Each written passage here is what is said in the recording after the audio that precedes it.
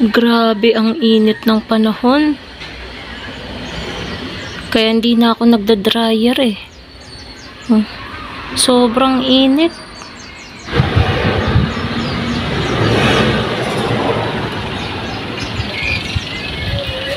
Grabe.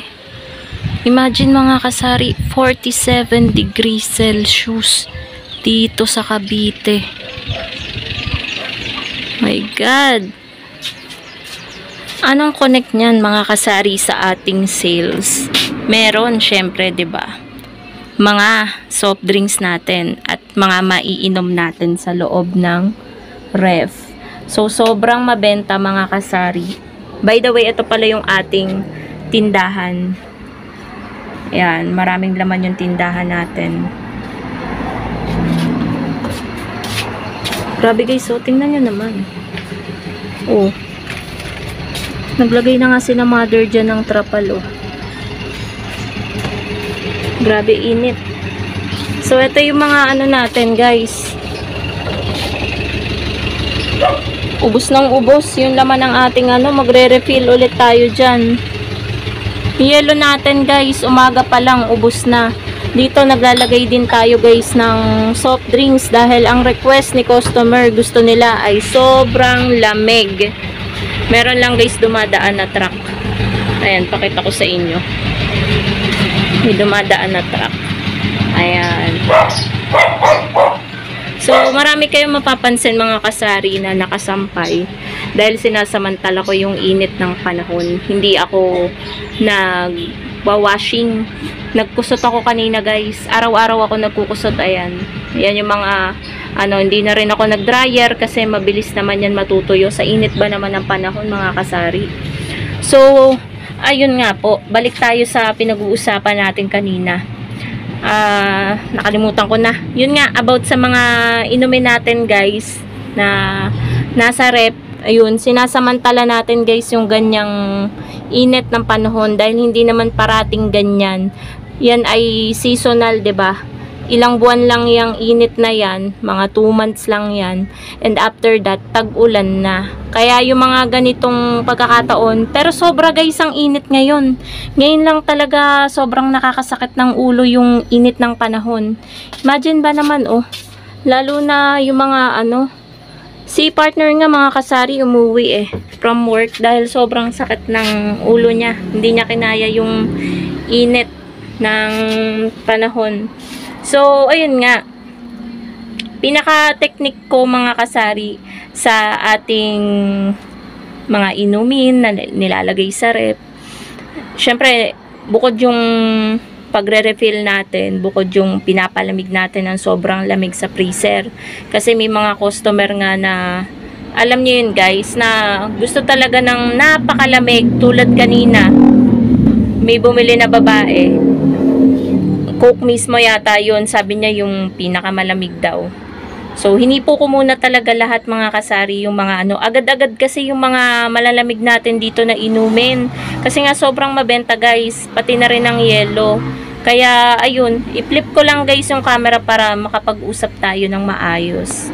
So, ayun nga po mga kasari, pagpasensyahan nyo na yung aking mukha at napaka-haggard ko. Hindi ko na nagagawang magpolvo ba. Kaya mag-lipstick na lang tayo. Yan. Para medyo mapula yung ating labi. Sige na nga, magpolvo na nga tayo at napaka-haggard ng ating mukha.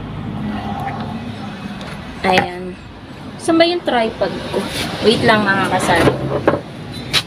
Sa ganitong panahon talaga, kailangan nating diskarte din kahit sobrang init ng panahon.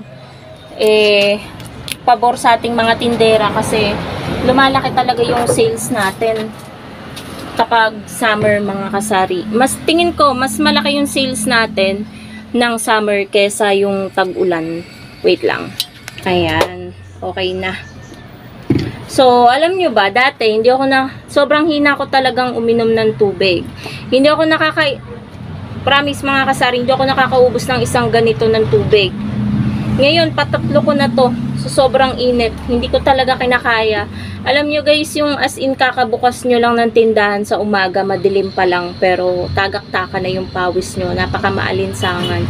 Ganun yung panahon ngayon. And pag nag-i-scroll ako kanina sa FB, nakita ko 47 degrees Celsius. Grabe, sobrang init. Tapos sumunod mga 45, 46. Bawat lugar merong estimation ng ganun nga kung ilang degree Celsius. So 47, sobrang init nun. Grabe nga guys, so ayan oh.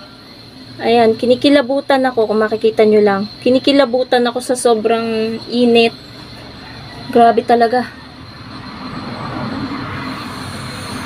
Kaya always kayo guys uminom ng tubig kasi para iwas heat stroke.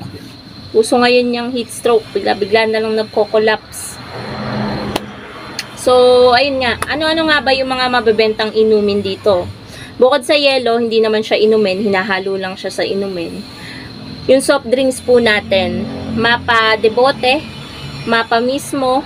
Hindi lang Coke lang guys ang bumebenta. Pati na rin Sprite, root beer, Sting, Cobra, Mountain Dew. Lahat-lahat guys. Plus, lahat ng mga pwedeng inumin na malamig bumebenta ngayon. As in, grabe.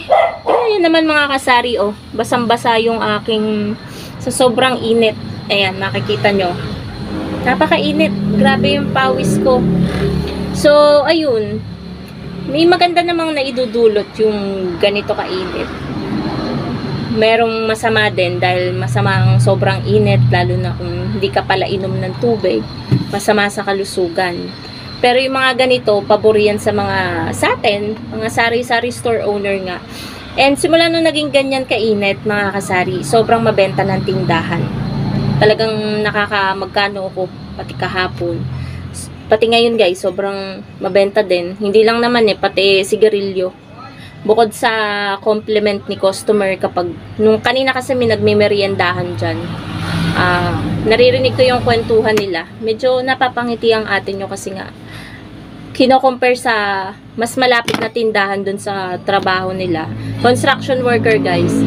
Dito daw kasi ang Sting 20, tapos doon 25. So, makakatipid nga naman sila ng 5 pesos. Bukod doon sa mga inumin, mura din daw yung sigarilyo dito dahil doon ang Marlboro 10, dito 9. Ang Camel doon 7, dito 6. Kaya dito sila guys nagmimerienda. Kaya ayun, mahalaga din talaga guys yung pricing. So, hindi ko na malaan kung ano yung title ng vlog natin ngayon. Gusto ko lang talagang mag-vlog ngayon dahil hindi ko kinakaya mga kasari yung init ng panahon. Pero yung init ng panahon na to ay nakakatuwa dahil mabenta po yung ating sari-sari store. So, mabenta yung mga inumin natin sa rep.